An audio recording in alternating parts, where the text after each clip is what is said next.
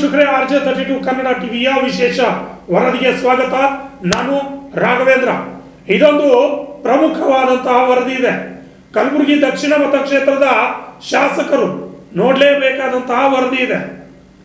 ಇನ್ನು ಪರಿಶಿಷ್ಟ ಜಾತಿ ಜನರಿಗೆ ಹೇಗೆ ಅನ್ಯಾಯ ಆಗ್ತಾ ಇದೆ ಸರ್ಕಾರದಿಂದ, ಶಾಸಕರಿಂದ ಯಾವ ರೀತಿ ಅನ್ಯಾಯ ಆಗಿದೆ ಅನ್ನೋದ್ರ ಬಗ್ಗೆ ಸಂಪೂರ್ಣ ವರದಿಯನ್ನು ನಾನು ನಿಮಗೆ ಕೊಡ್ತಾ ಹೋಗ್ತೀನಿ. ಇವತ್ತು ಕಲಬುರಗಿ ದಕ್ಷಿಣ ಮತಕ್ಷೇತ್ರದ ಕಲಬುರಗಿ ತಾಲೂಕಿನ ಪಟ್ಟಣ ಗ್ರಾಮ, ಇನ್ನು ಪಟ್ಟಣ ಗ್ರಾಮದಲ್ಲಿ ಪರಿಶಿಷ್ಟ ಜಾತಿಗೆ ಮೀಸಲಿಟ್ಟ 170 ಸರ್ವೆ ನಂಬರ್ 120ರ ಭೂಮಿಯನ್ನು 1973ರಲ್ಲಿ ಪರಿಶಿಷ್ಟ ಜಾತಿಯ ಸಮುದಾಯಕ್ಕೆ 120 ಆಶ್ರಯ ಮನೆಗಳಿಗಾಗಿ 32 ಎಕರೆ 15 ಗುಂಟೆ ಗೈರಾಣಿ ಜಾಗವನ್ನು ನೀಡಲಾಗಿತ್ತು.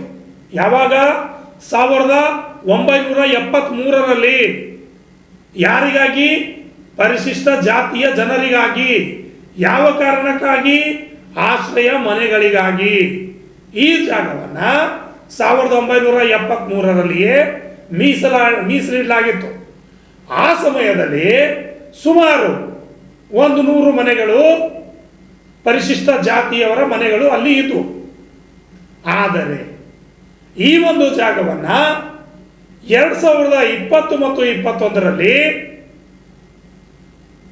ಅಲ್ಪಸಂಖ್ಯಾತರ ಇಲಾಖೆಗೆ ಮಂಜೂರು ಮಾಡಲಾಗಿದೆ. 50 ವರ್ಷಗಳ ಹಿಂದೆ ಇದ್ದಂತಹ ಸಮುದಾಯದ ಜನರು ಈಗ 3 ಪಟ್ಟು ಹೆಚ್ಚಾಗಿದ್ದಾರೆ. 100 ಮನೆಗಳಿದ್ವು, ಈಗ 500 ಮನೆಗಳಿವೆ. ಯಾರು? ಪರಿಶಿಷ್ಟ ಜಾತಿಯ ಮನೆಗಳು. 500 ಮನೆಗಳಲ್ಲಿ 500 ಕುಟುಂಬಗಳಿವೆ. 500 ಕುಟುಂಬಗಳಲ್ಲಿ 400 ಕುಟುಂಬಗಳಿಗೆ ಸ್ವಂತ ಮನೆ ಇಲ್ಲ. 1973ರಲ್ಲಿ ಈ ಒಂದು ಆಶ್ರಯ ಮನೆಗಳಿಗಾಗಿ ಏನ್ ಮಾಡಲಾಗಿತ್ತು? ಅಲ್ಲಿನ ಜನರಿಗಾಗಿ ಆಶ್ರಯ ಮನೆಗಳಿಗಾಗಿ ಆಶ್ರಯ ಕಾಲನಿ ಅಂತ ಪರಿಶಿಷ್ಟ ಜಾತಿಯವರಿಗೆ ಈ ಒಂದು ಗೈರಾಣು ಜಾಗವನ್ನು ನೀಡಲಾಗಿತ್ತು, ಮಂಜೂರು ಮಾಡಲಾಗಿತ್ತು. ಏಕಾಏಕಿ 2020 ಮತ್ತು 2021ರಲ್ಲಿ ಏಕಾಏಕಿಯಾಗಿ ಈ ಒಂದು ಜಾಗ ಏನಿದೆ ಎಲ್ಲಿಗೆ ಹೋಗುತ್ತೆ? ಅಲ್ಪಸಂಖ್ಯಾತರ ಕಲ್ಯಾಣ ಇಲಾಖೆಗೆ. ಇದನ್ನ ನೋಡಿ ಕರ್ನಾಟಕ ರಾಜ್ಯ ಛಲವಾದಿ ಮಹಾಸಭಾವು ಕೂಡ ದಿಗ್ಭ್ರಮೆಗೊಂಡಿದೆ.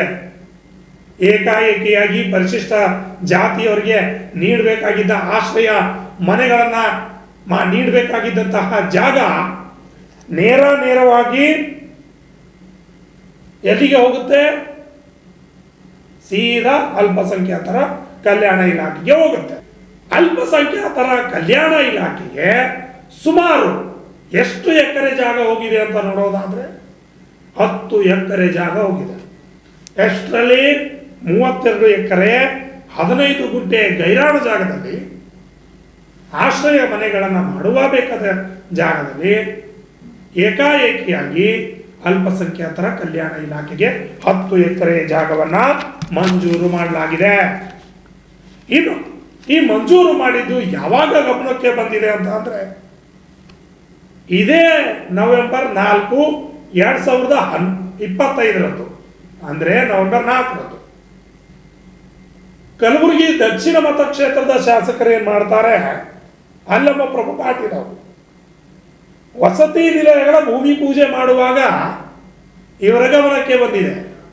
ವಸತಿ ನಿಲಯ ಭೂಮಿ ಪೂಜೆ ಅಂದ್ರೆ ನವೋದಯ ಮತ್ತು ಮೊರಾರ್ಜಿ ಶಾಲೆ ಕೊಟ್ಟಿದ್ದಾರೆ. ಸುಮಾರು 10 ಎಕರೆ ಅಲ್ಪಸಂಖ್ಯಾತರ ಇಲಾಖೆಗೆ ವರ್ಗಾವಣೆ ಮಾಡಿದ್ದಾರೆ ಅಂತ ಯಾರು ಹೇಳ್ತಾರೆ? ಛಲವಾದಿ ಮಹಾಸಭಾದ ಮುಖಂಡರಿಗೆ ನಿನ್ನೆ ಗೊತ್ತಾಗುತ್ತೆ. ಅವರು ಇವತ್ತು ಸುದ್ದಿಗೋಷ್ಠಿಯನ್ನು ನಡೆಸಿ ಆಕ್ರೋಶವನ್ನು ಹೊರಹಾಕ್ತಾರೆ.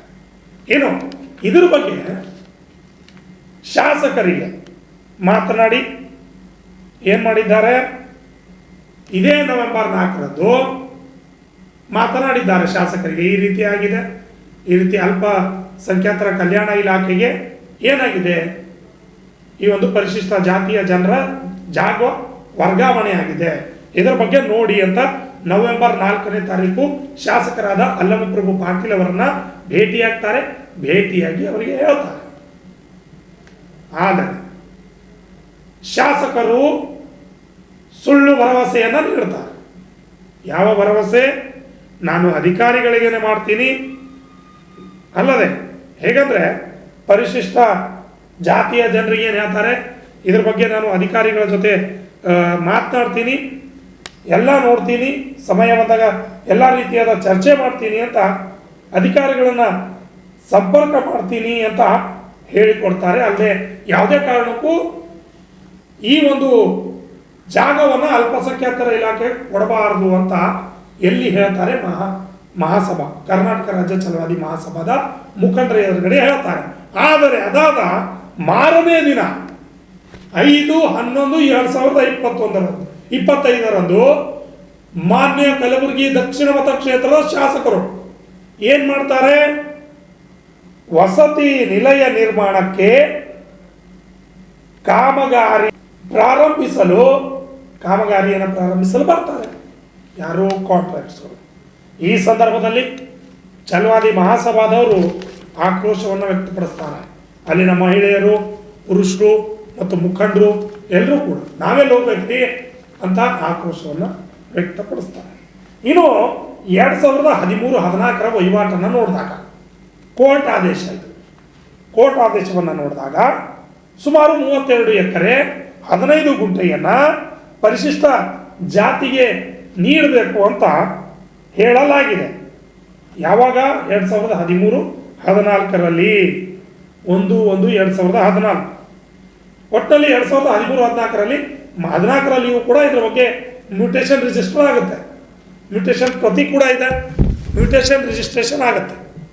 ಮ್ಯೂಟೇಷನ್ ರಿಜಿಸ್ಟರ್ ಆದರೂ ಕೂಡ ಈಗೇನಾಗಿದೆ, ಹಿಂದಿನ ಜಿಲ್ಲಾಧಿಕಾರಿಗಳು ಇದನ್ನು ಸೇರಿಸಿರ್ತಾರೆ. ಸುಮಾರು 32 ಎಕರೆ 15 ಗುಂಟೆ. ಆದರೆ 2020-21 ಇಸ್ವಿ ಬರೋಣ, 3ನೇ ತಾರೀಕು 3ನೇ ತಿಂಗಳು 2020 ಸರ್ಕಾರಿ ಆದೇಶ ಅಂತ ಇದು. ಹಿಂದುಳಿದ ವರ್ಗಗಳನ್ನು ಕಲ್ಯಾಣ ಮಾಡುವಂತಹ ಸರ್ಕಾರ ತನ್ನ ಸರ್ಕಾರಿ ಆದೇಶವನ್ನು ಹೊರಡಿಸುತ್ತೆ. ಏನಂತ ಹೊರಡಿಸುತ್ತೆ ಅಂದರೆ, 5 ಎಕರೆ ಜಾಗವನ್ನು ಮೊರಾರ್ಜಿ ದೇಸಾಯಿ ವಸತಿ ಶಾಲೆಗೆ ನೀಡಬೇಕು. ಜಿಲ್ಲಾಧಿಕಾರಿಗಳು, ಅಲ್ಪಸಂಖ್ಯಾತರ ಕಲ್ಯಾಣ ಇಲಾಖೆ ಪ್ರಯುಕ್ತ ಮ್ಯೂಟೇಷನ್ ಅಂಗೀಕಾರ ಮಾಡಲಾಗಿದೆ. ಯಾರಿಗೂ ಒಂದು ಮಾಹಿತಿಯನ್ನು ನೀಡೋಲ್ಲ, ಸಮುದಾಯದ ಜನರಿಗೆ ಏನೂ ಮಾಡಲ್ಲ. 2020 ಮತ್ತು 2021 ನೇರವಾಗಿ ಅಲ್ಪಸಂಖ್ಯಾತರ ಕಲ್ಯಾಣ ಇಲಾಖೆಗೆ ಇದು ವರ್ಗಾವಣೆ ಆಗುತ್ತೆ. ಅದೇ ರೀತಿಯಾಗಿ 3 ಮತ್ತು 3ನೇ ತಿಂಗಳು 2020 ಏನು ಮಾಡ್ತಾರೆ? ಇದನ್ನ ಮೊರಾರ್ಜಿ ದೇಸಾಯಿ ಶಾಲೆಗೆ ಕೊಡ್ತಾರೆ 5 ಎಕರೆ. ಅದಾದ ನಂತರ 5 ಎಕರೆಯನ್ನು ಮತ್ತೆ ಸರ್ಕಾರಿ ಆದೇಶ ಹೊರಡಿಸಲಾಗುತ್ತೆ, ಇನ್ನೂ 5 ಎಕರೆನ. ಅದು ಯಾವಾಗ ಅಂದರೆ 4/3/2020. ಏನಪ್ಪ ಅಂದರೆ, ನವೋದಯ ಮಾದರಿ ವಸತಿ ಶಾಲೆಗಾಗಿ ಪಟ್ಟಣ ಗ್ರಾಮದಲ್ಲಿರುವ ಈ ಒಂದು 5 ಎಕರೆ ಭೂಮಿಯನ್ನು ನೀಡಲಾಗಿದೆ. ಮ್ಯೂಟೇಷನ್ ಅಂಗೀಕಾರ ಮಾಡಲಾಗಿದೆ. ಯಾವುದೇ ಮಾಹಿತಿ ಕೊಡಲ್ಲ, ಏನೂ ಇಲ್ಲ, ಯಾವುದೇ ರೀತಿಯಾದ ಇನ್ಫಾರ್ಮೇಷನ್ ಇಲ್ಲ, ನೇರವಾಗಿ ಸರ್ಕಾರಿ ಆದೇಶವನ್ನು ಹೊರಡಿಸ್ತಾರೆ. ಯಾಕೆ? ಮೊರಾರ್ಜಿ ದೇಸಾಯಿ ಶಾಲೆ ಮಾಡೋದಕ್ಕೆ, ನವೋದಯ ಶಾಲೆ ಮಾಡೋದಕ್ಕೆ ಎಲ್ಲೂ ವಕ್ಫ್ ಆಸ್ತಿಗಳೇ ಇಲ್ವಾ? ಬೇರೆ ಸರ್ಕಾರಿ ಜಾಗಗಳೇ ಇಲ್ವಾ? ಅಂದರೆ ನಿಮಗೆ ಅಲ್ಪಸಂಖ್ಯಾತರ ಒಂದು ಕಲ್ಯಾಣ ಇಲಾಖೆಗೆ ಮಂಜೂರು ಮಾಡೋಕ್ಕೆ ಈ ಒಂದು ಪರಿಶಿಷ್ಟ ಜಾತಿಯ ಜನರ ಜಾಗವೇ ಬೇಕಾಗಿತ್ತ ನಿಮಗೆ? ಹಾಗಿದ್ರೆ ಅಂದರೆ ಅವರು ಪರಿಶಿಷ್ಟ ಜಾತಿ ಜನರು, ಕಾಂಗ್ರೆಸ್ ಸರ್ಕಾರ ಇದೆ, ಏನೂ ಕೇಳೋದಿಲ್ಲ, ನಿಮ್ಮ ಮನಸ್ಸಿಗೆ ಬಂದಾಗೆ ಮಾಡಿದ್ರೆ ನಡೆಯುತ್ತೆ ಅಂತ ಸರ್ಕಾರದ ಶಾಸಕರು ಮತ್ತು ಸಚಿವರು, ಅಧಿಕಾರಿಗಳು ನಮ್ಮ ಮನಸ್ಸಿಗೆ ಬಂದಾಗೆ ಮಾಡ್ತಿದ್ದೀರಿ ಅಂತ ಕಾಣ್ತಾ ಇದೆ. ಯಾಕಂದ್ರೆ ಪರಿಶಿಷ್ಟ ಜಾತಿಗೆ ಮೀಸಲಿಟ್ಟ ಈ ಒಂದು ಭೂಮಿಯನ್ನ ಅಲ್ಪಸಂಖ್ಯಾತ ಇಲಾಖೆ ಕೊಡೋದಕ್ಕೆ ನಿಮಗೆ ಅಥರೈಸೇಷನ್ ಕೊಟ್ಟೋರು ಯಾರು? ಪರ್ಮಿಷನ್ ಕೊಟ್ಟೋರು ಯಾರು ನಿಮಗೆ? ಅಲ್ಲಿನ ಸಮುದಾಯದ ಜನರನ್ನ ಭೇಟಿ ಮಾಡಿದ್ದೀರಾ? ಅಲ್ಲಿನ ಪರಿಸ್ಥಿತಿ ಹೇಗಿದೆ ನೋಡಿದ್ದೀರಾ? ಇಲ್ಲ ಅಲ್ಲೆಲ್ಲವೂ ಕೂಡ ಎಲ್ಲರಿಗೂ ಸರಿಯಾಗಿ ಉಳಿದುಕೊಳ್ಳೋಕೆ ಮನೆ ಇದೆ, ಯಾವುದೇ ರೀತಿಯಾಗಿ ಇನ್ನೂ 10 ಎಕರೆ ಹೆಚ್ಚಾಗಿದೆ ಅಂತ ಮಾಡಿದ್ದೀರಾ? ಒಂದು ಇನ್ಫಾರ್ಮೇಶನ್ ಯಾರಿಗಾದ್ರು ಕೊಟ್ಟಿದ್ದೀರಾ? ಯಾರಿಗೂ ಕೊಟ್ಟಿಲ್ಲ. ನೇರವಾಗಿ ನಿಮ್ಮ ಮನಸ್ಸಿಗೆ ಬಂದಾಗೆ ಕೆಲಸ ಮಾಡ್ತಿದ್ದೀರಿ ಅಂತ ಮಹಾಸಭಾದ ಏನು ಮುಖಂಡರು ಆಕ್ರೋಶ ವ್ಯಕ್ತಪಡಿಸಿದ್ದಾರೆ. ಶಾಸಕರು ಹಾಗೂ ಅಧಿಕಾರಿಗಳ ಗಮನಕ್ಕೆ ತಂದರೂ ಪ್ರಯೋಜನ ಆಗಿಲ್ಲ ಅಂತ ಆಕ್ರೋಶವನ್ನು ವ್ಯಕ್ತಪಡಿಸಿದ್ದಾರೆ. ಮಹಾಸಭಾದ ಅಧ್ಯಕ್ಷರು, ಮುಖಂಡರು ಎಲ್ಲರೂ ಕೂಡ. ಅಂದರೆ ಸರ್ಕಾರ ನೀವು ಹೇಳ್ತಿರಲ್ಲ, ನಾವು ಪರಿಶಿಷ್ಟ ಜಾತಿ ಜನರಿಗೆ ಹಂಗೆ ಮಾಡ್ತೀವಿ, ಹಿಂಗೆ ಮಾಡ್ತೀವಿ, ಇಷ್ಟು ಸರಿಯಾಗಿ ಕೆಲಸ ಕೊಡ್ತೀವಿ, ಇಷ್ಟು ಮನೆಗಳನ್ನು ಕಟ್ಟಿಸ್ಕೊಡ್ತೀವಿ. ಇದೇನಾ ನಿಮ್ಮ ಮನೆ ಕಟ್ಟಿಸೋ ಕೆಲಸ? ಇದು ಮನೆ ಕಟ್ಟಿಸೋ ಕೆಲಸ ಅಲ್ಲ, ಮನೆ ಕೆಡಿಸೋ ಕೆಲಸ, ಮನೆಗಳನ್ನು ಹಾಳು ಮಾಡುವಂತಹ ಕೆಲಸ. ಏನು 500 ಕುಟುಂಬಗಳಿವೆ ಅಲ್ಲಿ, ಏನು ಬೀದಿಗೆ ಬರಬೇಕಾ ಅವರು? ಬೇರೆ ಎಲ್ಲೂ ಜಾಗನೇ ಇಲ್ವಾ ನಿಮಗೆ? ಇನ್ನು ಹೆಂಗಾಗಿದೆ ಅಂತಂದ್ರೆ, ಕಲಬುರಗಿ ದಕ್ಷಿಣ ಮತಕ್ಷೇತ್ರದ ಶಾಸಕರು ಸ್ವಲ್ಪ ಗಮನ ಹರಿಸ್ಬೇಕು. ಬರೀ ಎಲ್ಲ ಶಾಸಕರು ಎಲ್ಲ ಬರೀ ಭಾಷಣ ಮಾಡೋದಲ್ಲ. ಪರಿಶಿಷ್ಟ ಜಾತಿಗೆ ಸೇರಿದಂತಹ ಜಮೀನನ್ನು ನೀವು ಅಲ್ಪಸಂಖ್ಯಾತ ಕಲ್ಯಾಣ ಇಲಾಖೆಗೆ ಕೊಟ್ರೆ ಅಲ್ಲಿರ್ತಕ್ಕಂಥ ಜನ ಏನ್ ಮಾಡ್ಬೇಕ್ರಿ? ಹಂಗಂದ್ರೆ ನಿಮ್ ಮನಸ್ಸಿಗೆ ಬಂದಾಗೆ ಸರ್ಕಾರ ಇದೆ, ನಿಮ್ ಸರ್ಕಾರ ಇದೆ, ನೀವು ಹೇಗ್ ಬೇಕು ಹಾಗೆ ಮಾಡ್ಕೋಬಹುದು. ಏನ್ ಮಾಡ್ತಿದ್ದೀರಿ ನೀವು? ಇಲ್ಲ, ಇಷ್ಟಾದ್ರೂ ಕೂಡ ಸಾಲಿನ ಮುಖಂಡರು ಜನರು ಬಂದು ಹೇಳ್ತಾರೆ ಶಾಸಕರಾದ ಅಲಂಪುರ ಪಾಟೀಲ್ ಅವರಿಗೆ. ಆದ್ರೂ ಕೂಡ ತಾವು ಯಾವುದೇ ರೀತಿಯಾದಂತಹ ಕ್ರಮಕ್ಕೆ ಮುಂದಾಗೋದಿಲ್ಲ ಅಂತಂದ್ರೆ ನಿಮಗೆ ಬರೇ ದಲಿತ ಮುಖಂಡರು, ದಲಿತ ಜನರ, ಪರಿಶಿಷ್ಟ ಜಾತಿ ಜನರ ಮತಗಳಷ್ಟೇ ಬೇಕು, ಅವರ ಉದ್ಧಾರ ಬೇಕಿಲ್ಲ ನಿಮ್ಗೆ. ಇಷ್ಟೊಂದು ಸಮಸ್ಯೆ ಆದರೂ ಕೂಡ ಶಾಸಕರು ಸುಮ್ಮನೆ ಕೂತಿದ್ದಾರೆ, ಗೊತ್ತಾಗ್ತಾ ಇಲ್ಲ. ಏನೋ ಅಲ್ಲಿನ ಮುಖಂಡರು ಏನ್ ಮಾಡಿದ್ದಾರೆ, ಛಲವಾದಿ ಮಹಾಸಭಾದ ಮುಖಂಡರು ಆಕ್ರೋಶವನ್ನು ವ್ಯಕ್ತಪಡಿಸಿ ಇಲ್ಲ, ಒಂದು ವೇಳೆ ಇದನ್ನ ಹಿಂದಕ್ಕೆ ಕೊಡದೆ ಹೋದ್ರೆ ನಾವು ಉಗ್ರವಾದ ಹೋರಾಟವನ್ನು ಮಾಡ್ತೀವಿ ಅಂತ ಹೇಳಿದ್ದಾರೆ. ನಮ್ಮ RJ32 ಕನ್ನಡ ಟಿವಿಗೆ ಏನು ಮಹಾಸಭಾ ಛಲವಾದಿ ಮಹಾಸಭಾದ ರಾಜ್ಯ ಛಲವಾದಿ ಮಹಾಸಭಾದ ಅಧ್ಯಕ್ಷ ಮಹಾದೇವ್ ಮೋಗ ಹಾಗೂ ಇನ್ನಿತರ ಮುಖಂಡರು ಮಾತನಾಡಿ ಆಕ್ರೋಶವನ್ನು ವ್ಯಕ್ತಪಡಿಸಿದ್ದಾರೆ. ನಮಸ್ಕಾರಗಳು. ನಾನು ಮಹಾದೇವ್ ಮೋಗ, ಕರ್ನಾಟಕ ರಾಜ್ಯ ಛಲವಾದಿ ಮಹಾಸಭಾ ಜಿಲ್ಲಾಧ್ಯಕ್ಷರಾಗಿ ಮಾತಾಡೋದು. ಇವತ್ತಿನ ಸುದ್ದಿಗೋಷ್ಠಿ ಉದ್ದೇಶ ಇದೇ ಗುಲ್ಬರ್ಗ ತಾಲೂಕಿನ ಪಟ್ಟಣ ಗ್ರಾಮದಲ್ಲಿ ಸಮುದಾಯಕ್ಕಾಗಿ, ಅಂದರೆ ವಲಯ ಸಮುದಾಯಕ್ಕಾಗಿ ಮೀಸಲಿಟ್ಟ ಜಾಗ 1973ರಲ್ಲಿ ಸಮುದಾಯಕ್ಕೆ ವಸತಿ ರೈತರಿಗೆ ಅಂತೇಳಿ ಸುಮಾರು 120 ಕುಟುಂಬಗಳಿಗೆ ಒಂದು ಜಾಗ ಸ್ಯಾಂಕ್ಷನ್ ಮಾಡೋದು. ಒಟ್ಟು 31 ಎಕರೆ 15 ಗುಂಟೆ ಜಾಗ ಇರ್ತದರು. ಸೊ ಅದರಲ್ಲಿ ಏನಾಗಿತ್ತು, 120 ಕುಟುಂಬಗಳಿಗೆ ಒಂದು ವಸತಿಗಳನ್ನು ಕಟ್ಕೊಂಡಿರ್ತಾರೆ. ಆ ಕಟ್ಟಿಕೊಂಡ ನಂತರ ಆ ಉಳಿದ ಜಾಗ ಏನಿತ್ತಲ್ಲ 10 ಎಕರೆ ಜಾಗ ಉಳಿದಿತ್ತು.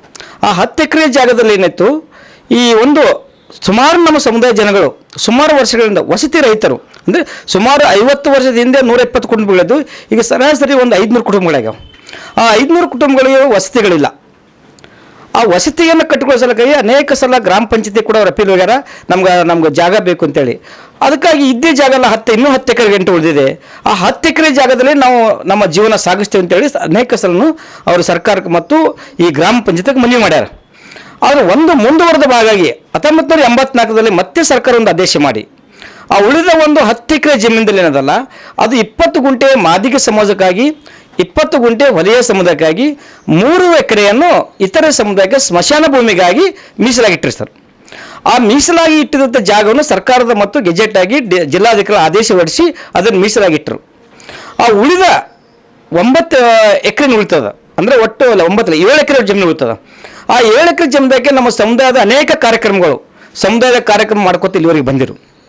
ಆದರೆ ಈ ಹಿಂದಿನ ಸರ್ಕಾರದಲ್ಲಿಂತ ಶಾಸಕರು ದತ್ತಾತ್ರೇಯ ಪಾಟೀಲ್ ಅವರು ಏನು ಮಾಡಿದ್ರಪ್ಪ ಅಂದರೆ, ಇದು 2020 ಮತ್ತು 2021ದಾಗ ಆ ಹರಿಜನ ಸಮುದಾಯದ ಆಸ್ತಿಯನ್ನು ಅಲ್ಪಸಂಖ್ಯಾತರ ಇಲಾಖೆ ವರ್ಗಾವಣೆ ಮಾಡಲು ಪ್ರಯತ್ನ ಮಾಡಿ ವರ್ಗಾವಣೆ ಮಾಡಿಸ್ಬಿಟ್ರೆ ಸರ್.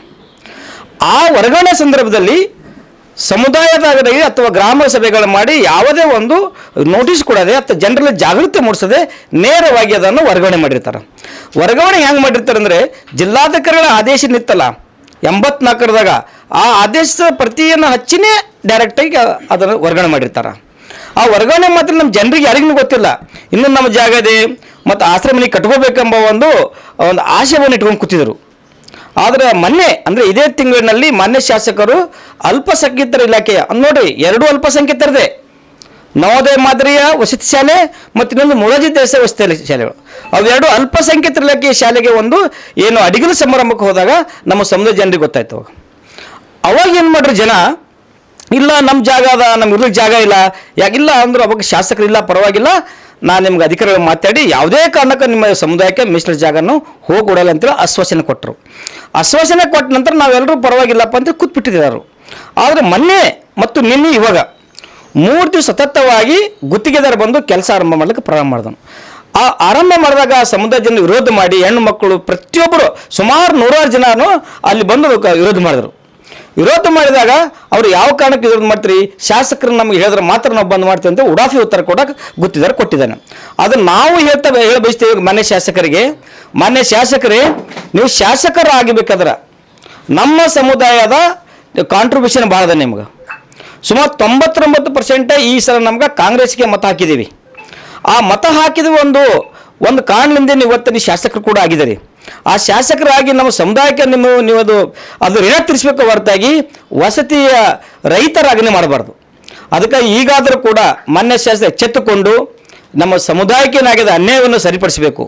ಒಂದು ವೇಳೆ ತಾವು ಸರಿಪಡಿಸಿದ್ದಾರೆ ನಾವು ಉಗ್ರವಾದ ಜಿಲ್ಲಾದ್ಯಂತ ಹೋರಾಟವನ್ನು ಮಾಡೋದು ಸದಾ ಸಿದ್ಧವಾಗಿದೆ. ಸಮುದಾಯದ ನೆನಪಿಟ್ಟುಕೊಳ್ಳಿ, ನಮ್ಮ ದಕ್ಷಿಣ ಕ್ಷೇತ್ರದ ಸುಮಾರು 50 ಲಕ್ಷದಂತ ನಾವು ಏನಿದ್ರು ಇಡೀ ರಾಜ್ಯದಾಗ ಈ ದಕ್ಷಿಣ ಭಾಗದ 50 ಜನ ನಾವು ಇದ್ದೀವಿ, ಪ್ಯೂರ್ಲಿ ಹೊಲೆಯ ಸಮುದಾಯರು. ಆ ಸಮುದಾಯದ ವಿರೋಧ ಕಟ್ಟುಕೋದು ಬೇಡ. ಅದಕ್ಕೆ ತಾವು ದಯಮಾಡಿ ಹಿಂದೆ ಯಾರು ಶಾಸಕರು ತಪ್ಪು ಮಾಡಿರ್ಬೋದು, ಅವ್ರು ತಪ್ಪು ಮಾಡಿರ್ತೇಳೆ ನಾವು ನಿಮ್ಗೆ ಇವತ್ತು ಗೆಲ್ಸಿದ್ದೀವಿ.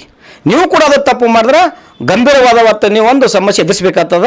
ಒಂದು ವೇಳೆ ತಾವು ಇದಕ್ಕೂ ಬಗ್ಗಿದರೆ ಕೂಡ, ಇದಕ್ಕೆ ಬಗ್ಗದೇ ಇದ್ದರೆ ಕೂಡ ನಾವು ಬಾಬಾ ಸಾಹೇಬರ ಸಂವಿಧಾನ ಪ್ರಕಾರ ಇದು ನ್ಯಾಯಾಲಯದಲ್ಲಿ ಹೋಗಿ ಅದಕ್ಕೆ ನಾವು ಒಂದು ಚಾಲೆಂಜ್ ಮಾಡಿ ನಿಮಗೆ ಮಜಬೂರು ಮಾಡುವಂಥ ಕೆಲಸ ಕೂಡ ಮಾಡಿ. ನನ್ನ ಹೆಸರು ಪ್ರಭು ಸೀಡ್ ಅಂತೇಳಿ, ನಾವು ಪಟ್ಟಣದವ್ರು.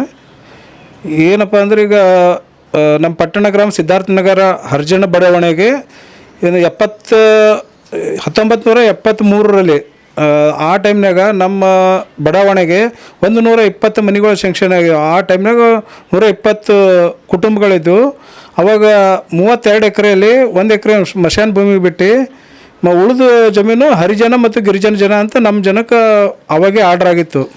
ಅದು ಆರ್ಡ್ರ್ ಆಗೋದು ಇಲ್ಲಿವರೆಗೂ ಯಾರೂ ಏನು ಇದು ಮಾಡಿಲ್ಲ. ಈಗ ಅನ್ಕರೆ ಮೈನಾರಿಟಿ ಸ್ಕೂಲ್ ಮಾಡಿದ್ರೆ 10 ಎಕರೆ 5 ಎಕರೆ ಒಂದು 5 ಎಕರೆ ಒಂದು. ಅದಕ್ಕೆ ನಮ್ಮದು ತಕರಾರಿದೆ. ನಾವು ಯಾಕಂದ್ರೆ ನಮ್ಮ ಸಮಾಜಕ್ಕೆ ನಮ್ಗೆ ಜಾಗ ಯಾವುದೂ ಇಲ್ಲ. ಅದ್ರ ಸಲುವಾಗಿ ನಾವು ಇದಕ್ಕೇನದ ನಾವು ಇದು ಮಾಡ್ತಾಯಿದ್ದೀವಿ. ಅದಕ್ಕೆ ನಮ್ಮ ಏರಿಯಾದ ಬೇಡ, ನೀವು ಬೇರೆ ಕಡೆ ಸ್ಥಳಾಂತರ ಮಾಡಿರತ್ತೆ ಮಾನ್ಯ ಶಾಸಕರ ಅಲ್ಲಂ ಪ್ರಭು ಪಾಟೀಲ್ ಅವ್ರಿಗೆ ಹೇಳಿವಿ, ಮತ್ತು ತಹಸೀಲ್ದಾರ್ ಕೊಟ್ಟಿವ್ರಿ, ಜಿಲ್ಲಾಧಿಕಾರಿಗಳಿಗೂ ಮನವಿ ಕೊಟ್ಟಿವಿ. ಇದು ನಮ್ಮ ಹಿರಿಯರಿಗಲ್ಲಿ ನಮಗಲ್ಲಿ ಯಾವುದೇ ಮಾಹಿತಿ ಇರಲಾರ್ದೆ ಇದು 10 ಎಕರೆ ಜಮೀನು ಅನ್ಕರೆ ಅವ್ರಿಗೆ ಪಾಣಿ ಇದರೊಳಗೆ ಬಂದದ. ಅದು ಯಾವ ಥರ ಆರ್ಡರ್ ಮಾಡ್ರಿ ಅಂದ್ರೆ ಹರಿಜನ ಗಿರಿಜನ ಇವರು ಇದ್ದು ಜಮೀನದಾಗೆ ನಾವು ಮೈನಾರಿಟಿ 5 ಎಕರೆ ಕೊಟ್ಟಿವಿ ಅಂತೇಳಿ ಮಾಡ್ರಿ 10 ಎಕರೆ. ಅದ್ರ ಸಲುವಾಗಿ ಇದ್ರದ್ದು ನಮ್ದು ಏನಪ್ಪ ಅಂದ್ರೆ ಇದು ನಮ್ಮ ಸಮಾಜಕ್ಕೆ ಜಾಗ ಯಾವುದೂ ಇಲ್ಲ. ಅದಕ್ಕೆ ನಮ್ಮ ಸಮಾಜಕ್ಕೆ ಏನಿದೆ ಒಂದು 500 ಕುಟುಂಬಗಳಿದ್ದಾವೆ ಮೊದಲು. ಅದ್ರ ಸಲುವಾಗಿ ನಮ್ಗೆ ಜಾಗ ಇಲ್ಲ. ಆಲ್ರೆಡಿ ನಾವು ಪಂಚಾಯತಿಗೆ 3 ಎಕರೆ ಬೌದ್ಧ ಮಂದಿರ ಅಂತೇಳಿ ಮತ್ತು ಉಳಿದ ಜಮೀನು ಅನ್ಕರೆ ನಮ್ಮ ಸಮಾಜದವ್ರಿಗೆ ಎಲ್ಲರೂ ಕೊಡಬೇಕಂತ ಪಂಚಾಯತಿಗೆ ನಾವು ಲೆಟ್ರನ್ನು ಕೊಟ್ಟಿವಿ. ಎಲ್ಲ ಆದ್ಮೇಲೆ ಈಗ ತಂದು ಅಲ್ಲಂ ಪ್ರಭು ಅವ್ರು ಏನು ಮಾಡ್ರೆ ಕಾಂಟ್ರಾಕ್ಟರ್ ಅವ್ರಿಗೆ ತಂದಕ್ಕೆ ಕೆಲಸ ಮಾಡಿ ಚಾಲೂ ಮಾಡ್ರೆ. ನಮ್ಮ ಮನವಿ ಕೊಟ್ಟರೆ ನಮ್ಮ ಎದುರು ತಹಸೀಲ್ದಾರ್ ಫೋನ್ ಹಚ್ಚಿದ್ರು, ಅದು ಮಾಡಬೇಡ್ರಪ್ಪ ಬಿಡ್ರಿ, ಬೇರೆ ಕಡೆ ಸ್ಥಳ ಜಾಗ ನೋಡ್ಕೆ ಇದು ಮಾಡಂತೇಳಿ. ಮತ್ತು ನಿನ್ನೆ ಮತ್ತು ಇವತ್ತು ಬೆಳಿಗ್ಗೆ ಬಂದು ಅವ್ರು ಕೆಲಸ ಚಾಲೂ ಮಾಡ್ರು. ಅದು ಸ್ವಲ್ಪ ಬಂದ್ ಮಾಡೀವಿ. ಇದಕ್ಕೆ ಮಾನ್ಯ ಶಾಸಕರು ದಯಮಾಡಿ ನಾವು ನಿಮ್ಗೆ ಏನು ಹೇಳ್ತೀವಿ ಅಂದ್ರೆ, ನಾವು ನಿಮ್ಗೆ ನಮ್ಮ ಸಮಾಜ ಎಲ್ಲನೂ ನಿಮ್ಗೆ ಓಟ್ ಹಾಕಿ ಆರಿಸ್ತಂದ. ನಮ್ಮ ಸಮಾಜ ಹೆಚ್ಚಿನ 90% ನಿಮಗೆ ಎಲ್ಲನೂ ಹೆಲ್ಪ್ ಮಾಡ್ರ. ಆದ್ರೂ ನಮ್ಮ ಸಮಾಜಕ್ಕೆ ನೀವು ಈ ಥರ ತುಳಿಯಂಥ ಕೆಲಸ ಮಾಡಬಾರ್ದು. ದಯಮಾಡಿ ತಾವೇನು ಮಾಡಬೇಕು, ನಮ್ಮ ಸಿದ್ಧಾರ್ಥ ನಗರ ಬಡಾವಣೆ ಹರಿಜನ ಏರಿಯಾ ಅದ, ಆ ಏರಿಯಾದ ಬಿಟ್ಟು ನೀವು ಬೇರೆ ಕಡೆ ಎಲ್ಲಾದ್ರೂ ನೀವು ಮೈನಾರಿಟಿ ಸ್ಕೂಲ್ ಮಾಡಿರಿ. ದಯಮಾಡಿ ನಮ್ಮ ಏರಿಯಾಕ್ಕೆ ಯಾವುದೇ ಥರ ನೀವು ಇದು ಮೋಸ ಮಾಡಬೇಡ್ರಿ ಅಂತೇಳಿ ನಾವು ಅಲ್ಲಂ ಪ್ರಭು ಅವ್ರಿಗೆ ಕೇಳ್ಕೊತೇವೆ ಸರ್. ನಮ್ಮ ಗಮನಕ್ಕೆ ಸರ್ ಬಂದು ನಮ್ಗೆ ಇದು ಪಾಣಿ ಯಾವಾಗ ಆಗ್ಯದ ನಮ್ಗೆ ಗೊತ್ತಿಲ್ಲ. 2020-21 ಸಾಲಿನಾಗ ಆಗ್ಯದ ಅಂತ ಹೇಳ್ತಾರೆ ಸರ್. ಅದು ನಾವು ಪಾಣಿ ತೆಗೆದಾಗ 2020-21 ಆಗ್ಯದ ಸರ್. ಅದು ಪಾಣಿ ಆಗ್ಯದ. ಆದರೆ ಯಾವುದೇ ಥರ ಅದಕ್ಕೆ ಆರ್ಡರ್ ಇಲ್ಲ ಸರ್.